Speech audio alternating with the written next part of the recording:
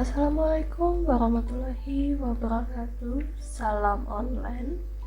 Kembali lagi kita bertemu untuk belajar. Kali ini kita akan belajar mengenai cara singkat menulis teks deskripsi, baik itu untuk teks deskripsi orang, benda, ataupun tempat dan suasana.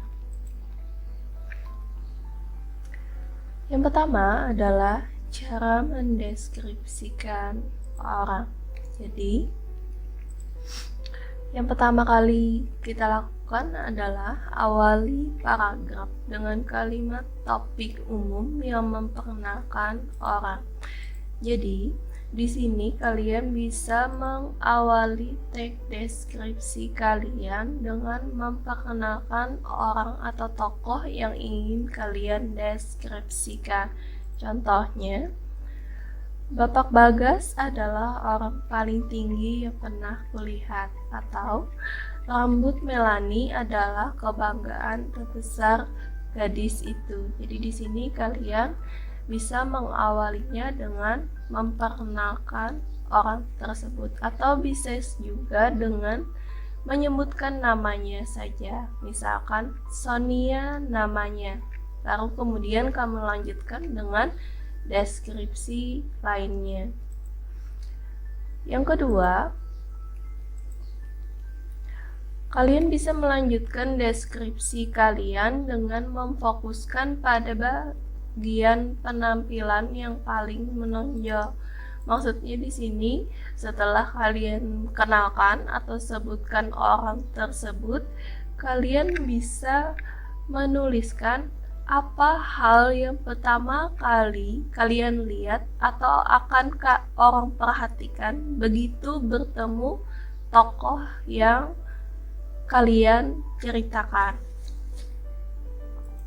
Contohnya, tadi sebelumnya disebutkan Bapak Bagas adalah orang yang paling tinggi yang pernah kulihat.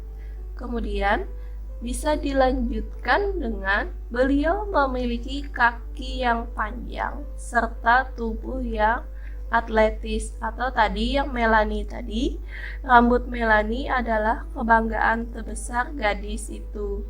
Rambutnya terlihat begitu hitam, bahkan serasa lebih pekat dari malam yang tidak disinari rembulan. Jadi setelah kalian perkenalkan, kalian bisa menyebutkan apa hal yang pertama kali akan diperhatikan kalian atau diperhatikan orang lain begitu bertemu tokoh yang kalian ceritakan. Yang ketiga, fokuslah pada detail fisik yang mengisyaratkan kepribadian. Jadi, di sini kalian bisa menjelaskan kepribadian atau sifat dari tokoh tersebut. Misalnya di sini si tokoh ini adalah seseorang yang ramah, tapi tidak disebutkan secara langsung kalau dia itu ramah. Di sini dicontohkannya adalah dia punya kecenderungan mencondongkan badan ke depan untuk tersenyum sambil menatap mataku. Jadi kecenderungan tersenyum di sini mengisyaratkan kalau orang tersebut adalah ramah. Kemudian selanjutnya kalian bisa menambahkan detail terakhir untuk memberi gambaran yang baru. Di sini adalah tulislah hal mendetail agar pembaca bisa mengenali bagian penting dari penampilan tokoh, misalnya keistimewaan pada tubuh, misalnya dia memiliki letak tahi lalat di mana, atau ada hal-hal istimewa lainnya, atau pakaian yang sering dia gunakan, misalnya dia sering menggunakan jaket, misal seperti itu bisa kalian tuliskan untuk menambah deskripsi orang atau tokoh yang akan kalian ceritakan. Nah, misalnya di sini untuk mendeskripsikan wajah, hidung dan dua gigi depannya agak miring. Dia selalu menarik rambut panjangnya ke depan, kemudian dikibaskan lagi ke belakang, menyingkirkan poni dari matanya seakan dia tidak tahu kenapa ada poni di sana. Jadi selain deskripsi mengenai ciri-ciri fisik atau pakaian yang sering dia gunakan, di sini kalian juga bisa menambahkan kebiasaan-kebiasaan unik yang sering dia lakukan. Kemudian dalam deskripsi orang, kalian juga bisa menggunakan bahasa yang figuratif. Di sini kalian bisa menggunakan perbandingan, misalnya menggunakan majas simile ataupun bermetafora. Di sini contohnya, telinga bayinya kecil dan rapuh seperti kulit kerang. Jadi kalian bisa mendeskripsikan sesuatu hal pada tokoh tersebut, kalian bandingkan dengan hal yang lain. Di sini adalah untuk memberikan gambaran kuat kepada tokoh tersebut. Ataupun boleh bermetafora. Di sini di contohnya, di kelas Ibu Santi ini aktris. Dia melayang dari satu titik ke titik lain dalam ruangan dan menghidupkan cerita yang kami baca dengan berbagai suara dan ekspresi wajah untuk tiap karakter yang diceritakan. Kemudian, yang terakhir, setelah kalian memperkenalkan tokoh tersebut, kemudian kalian menyebutkan hal apa yang akan menarik perhatian dari tokoh tersebut saat pertama kali dilihat atau ketemu, kemudian sifatnya atau kebiasaannya sudah kalian sebutkan. Hal terakhir dalam teks deskripsi orang yang bisa kalian tuliskan adalah sebuah kesimpulan dari tokoh tersebut. Di sini dicontohkan, aku sudah bertahun-tahun kenal Lulu, tapi belum pernah melihat dia pakai sepatu.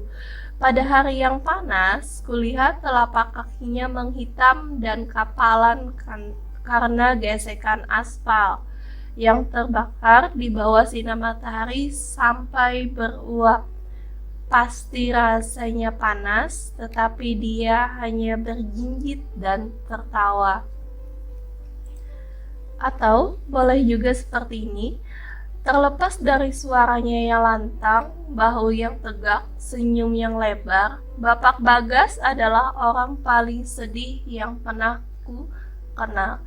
Jadi di akhir teks deskripsi orang, kalian bisa membuat kesimpulan dari tokoh tersebut. Lanjut cara deskripsi benda. Tadi cara deskripsi orang, sekarang bagaimana cara mendeskripsikan sebuah benda?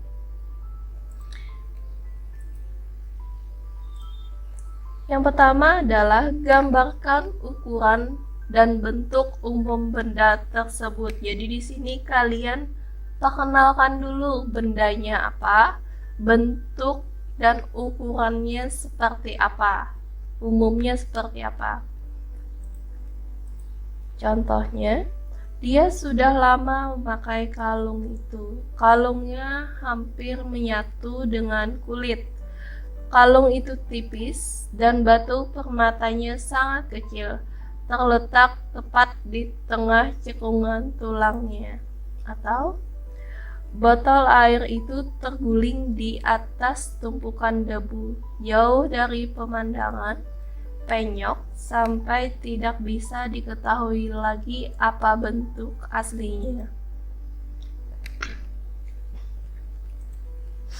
Yang kedua, setelah memperkenalkan benda yang akan kalian deskripsikan, kalian bisa mendeskripsikan detail sensorik. Di sini seperti warna, tekstur, ataupun rasanya. Untuk mendeskripsikan detail sensorik ini, hal yang kalian eksplor adalah bagaimana indera, peraba, penciuman, perasa, atau penglihatan kalian terhadap benda tersebut. Nah, di sini dicontohkan misalnya ketika ingin mengeksplor dari sudut pandang indera penglihatan, di sini bisa kalian tuliskan contohnya. Bola lampu itu sangat terang, memancarkan sinar yang begitu cerah sampai nyaris terlihat ungu. Jadi ini ditambah keterangan mengenai apa yang dia lihat dari benda tersebut, atau boleh juga dari segi detail pendengarannya. Misalnya di sini dicontohkan, tas itu bergemerincing waktu kubuka. Atau boleh juga dengan indera peraba. Di sini disebutkan tekstur benda tersebut seperti apa. Batang pohon itu kasar, nyaris menggigit, menggores tangannya ketika dia menggosok pohon itu tanpa sengaja. Di sini juga ada perasa contohnya dan penciuman.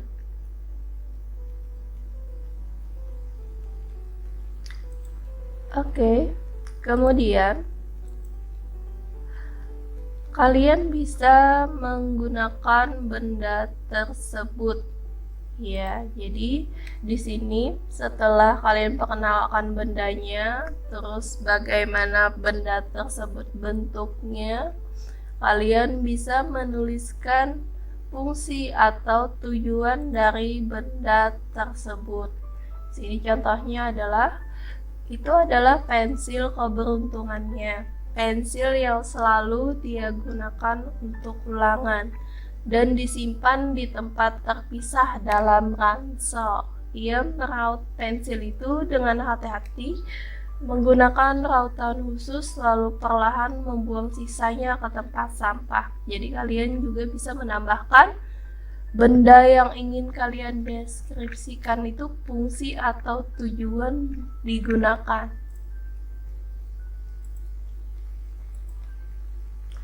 Kemudian yang terakhir, kalian bisa menambahkan mengenai pentingnya benda tersebut bagi kalian atau bagi seseorang. Nah, di sini contohnya, dia melepas jam tangan di kamar mandi setiap malam, membersihkannya hati-hati dengan tisu basah, dan meletakkannya pada kain kecil di meja samping tempat tidur. Tahu? Buku harian itu diturunkan dari neneknya ke ibunya, dan akhirnya pada Karin. Itu benda miliknya yang paling tua dan yang paling dia cintai. Di sini tadi kalian bisa menuliskan betapa penting atau berartinya benda tersebut. Kemudian yang ketiga adalah cara mendeskripsikan sebuah tempat atau suasana.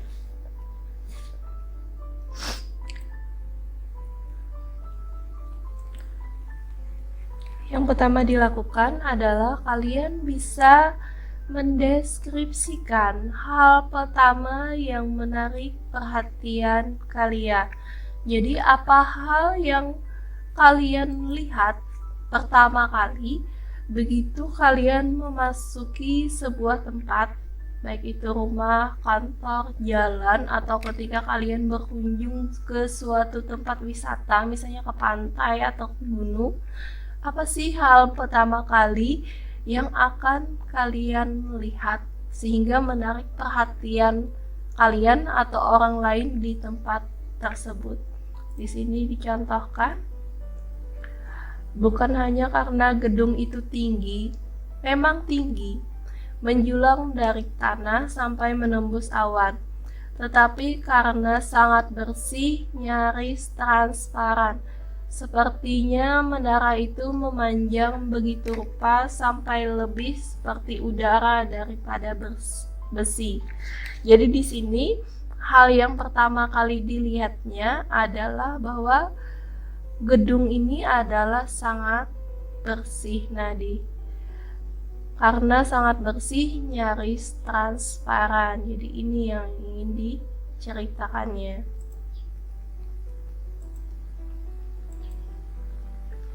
Kemudian kalian bisa melanjutkan dari yang kalian lihat pertama dari tempat tersebut. Kalian bisa menjelaskan deskripsi tempat atau detail tempat tersebut. Ini dicontohkan. Lingkungan pemukiman itu khas pinggiran kota, tetapi terletak di sisi jalan berlajur dua dari ladang jagung yang luas sampai berkilo-kilometer. Bentangan hijau menyaring angin, dan di sana-sini terlihat atap rusak rumah pertanian di sela-selanya. Jadi sini setelah kalian sebutkan tempatnya, hal apa yang pertama kali akan orang lihat dari tempat tersebut, kalian bisa menjelaskan detail yang ada dalam tempat tersebut atau detail yang ada pada tempat yang kalian kunjungi. Misalkan kalau kalian ingin menjelaskan mengenai ruang kelas kalian, misalnya kalian bisa menyebutkan letak papan tulisnya di mana, terus meja guru di sudut sebelah mana, berapa jumlah meja, berapa jumlah kursinya, terus apakah ada pajangan-pajangan lain di kelas itu, letaknya di mana. Nah, itu bisa kalian tambahkan.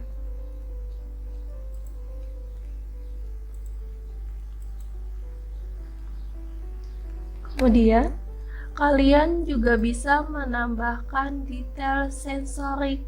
Nah, ini seperti kalian mendeskripsikan benda tadi, kalian juga bisa menambahkan kalimat-kalimat yang memunculkan panca indera di sini. Tujuannya adalah agar si pembaca bisa merasakan seperti apa tempat yang kalian ceritakan.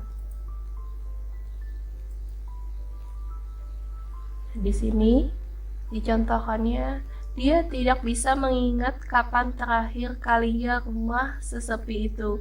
Pasti ada orang yang naik turun tangga dengan langkah berat atau berlarian ringan, membuka pintu kulkas, suara pertandingan bisbol di radio, atau teriakan yang menyuruh mematikan. Jadi di sini kalian bisa mengeksplor detail sensorik kalian yang kalian lihat atau kalian rasakan di tempat tersebut. Misalkan ketika kalian mengunjungi pantai, kalian di sini bisa menceritakan suasana di pantai tersebut dari apa yang kalian lihat, misalnya pasir putih, ombaknya yang seperti apa, kemudian bagaimana angin di sana, cuacanya di sana seperti apa. Boleh kalian tambahkan di tag deskripsi tempat kalian. Kemudian yang terakhir juga kalian bisa menuliskan reaksi atau pengalaman kalian pada tempat tersebut.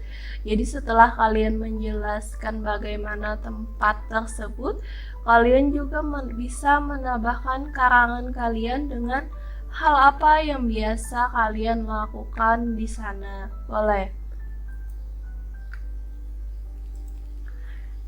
Ini bertujuan agar pembaca yang membaca teks deskripsi kalian bisa merasakan apa yang dirasakan atau dialami oleh penulis. Di sini contohnya, di sini mendeskripsikan mengenai sebuah halte bus. Jadi mungkin Pengalaman dari si penulisnya adalah kembali menunggu di halte bus dalam keremangan cahaya kuning.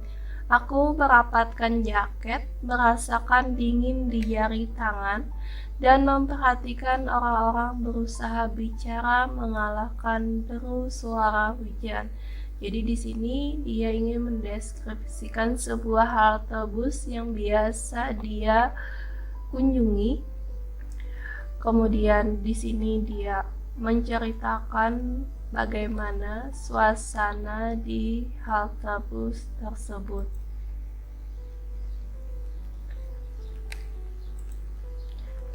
Oke, demikian penjelasan singkat mengenai cara menulis teks deskripsi.